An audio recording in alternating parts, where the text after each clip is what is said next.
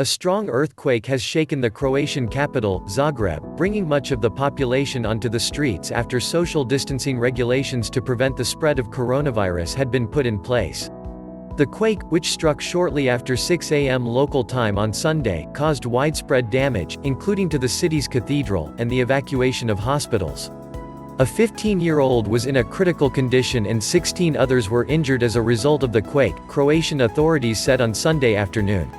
The epicenter was 4 miles north of Zagreb, 6 miles above the center of the 5.3 magnitude earthquake, which was followed by a number of smaller tremors.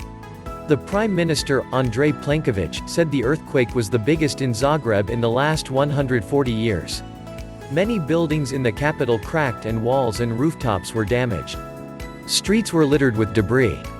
Concrete slabs fell on cars and chimneys landed in front of building entrances.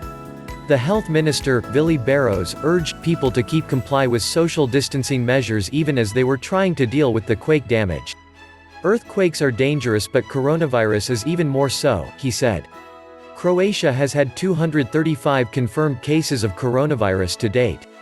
In measures aimed at halting the spread of the virus, Croatians had been told to avoid public areas such as parks and public squares, and much of Zagreb's public transport network had been closed. On Sunday, Plenković urged people to remain calm and stay outside their homes in central areas of Zagreb, which sustained the most damage. "We have two parallel crises that contradict each other," the Prime Minister said after an emergency meeting of Croatia's top officials.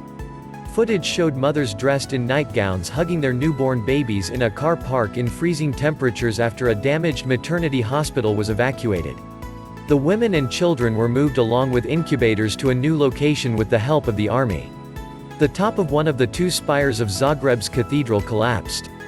The structure had been rebuilt after it toppled in an earthquake in 1880.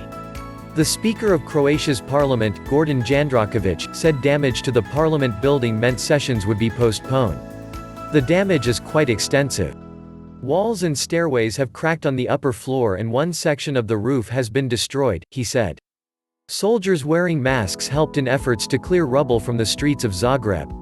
Officials toured the damaged areas as some citizens criticized authorities over the poor state of buildings in the old part of the city, some of which date back to the 19th century. The Interior Minister, Davor Božinović, said the situation was complicated by the virus-related measures.